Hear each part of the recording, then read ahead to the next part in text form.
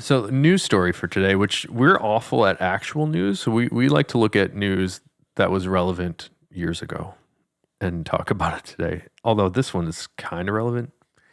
We could just say that we recorded this podcast at that time So, and then released it it's 2015 today. years later. So, Patagonia in 2015 announced that they're moving away from durable water repellent, which they call fluorinated DWR. And their goal was to have this removed from their products by right now, fall of 2022. Tell me a little bit about this, Nick. You came up with this. So I think the DWR conversation is interesting. And we talked about Patagonia a little bit earlier, and they're very conscious of what they're doing and the impact that they're making. But, they've identified this waterproofing method as being harmful because it is. And their words were suspected carcinogen. Yeah, I'm not totally exactly. Excuse me. Let me clarify just because this seems important. The fluorinated DWR contains PFCs, which are a suspected carcinogen. Yeah. So the Patagonia's idea to move away from that, I think, is a good one. But they're saying that they can move away from it with 90% of their products.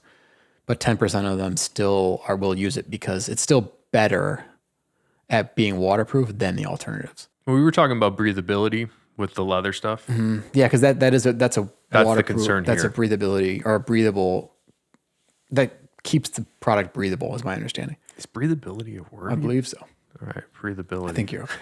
Ability to take a breath. Yeah, because you could wear what's the alternative material. And they have another latex, another coating technology that they're working on that's not as effective.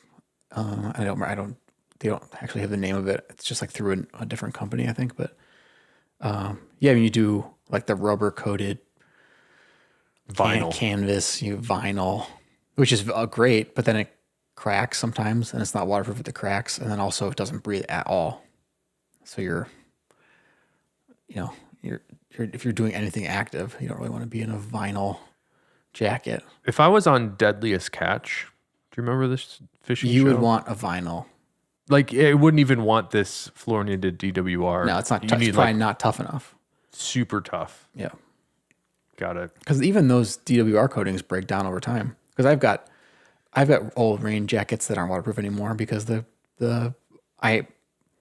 my informed or educated assumption is that coating, because every time you wash it, you're not supposed to wash it with certain kinds of detergent and all this stuff because you're gonna start to affect the waterproofing ability. Well, if anybody has ever washed their waterproof something or other, they'll know that detergents and soaps, surfactants, kill waterproofing. Yep. That's also true in the leather world. So I know something that bothers me a bit about the word waterproof on leather. It's a little bit misleading also because you can make a waterproof leather and I can make some sort of construction that has literal holes in it. And then it's like you're still selling it, or I would still sell it as waterproof leather, but it's nonsense because there's literally like an air hole in the boot or whatever. What is the spec for waterproof leather? Like, what does that mean in your world? It depends. Different things to different customers. There are different, different specifications, like for footwear for the public versus like military footwear. I mean, there are different requirements, but generally it means there's a test that the leather has to pass, and that's you cut a little square of leather, you put it in a machine, the machine dips the leather in water and flexes it repeatedly, and you have to no water can come into the little cup of leather that's been made for a certain number of flexes. And so it's like, imagine a boat that is made of leather sitting in water. And then you're flexing it. You're sitting in the middle of it and you're bending it and flexing it. And you want to see how many flexes it takes before you start to see water coming through.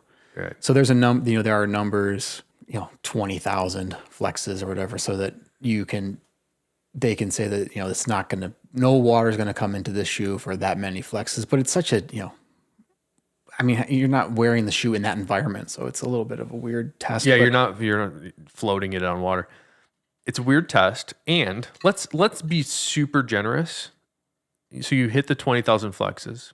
Let's say you hit 100,000 flexes. That's on one shoe. So it's really 200,000 steps. So you're going to get 20 days before it's not waterproof. Am I thinking of this correctly? I've never broken it down that way in my mind. It's always just like, we got to get those flexes. Yeah, right. But like, am I thinking of this crazy? That seems ridiculous. Like you're waterproof for a week?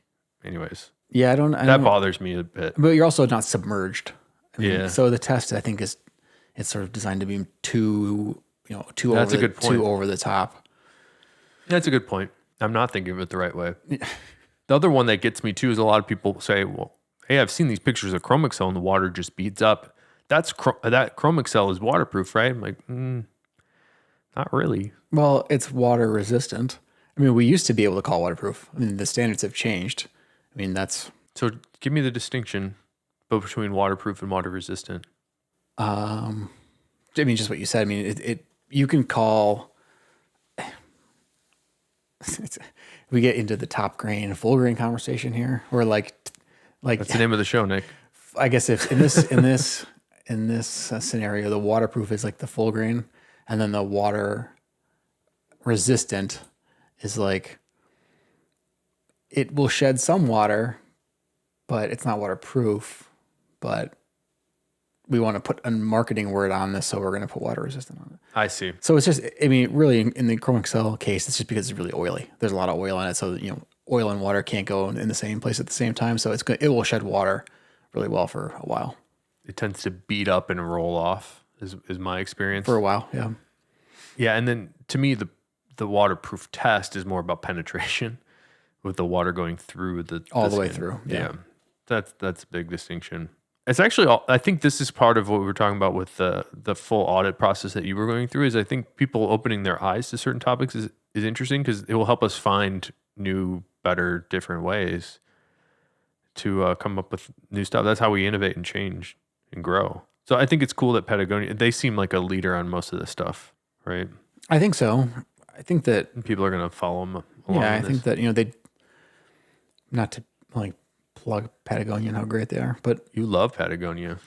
I think you do, actually. My kids do.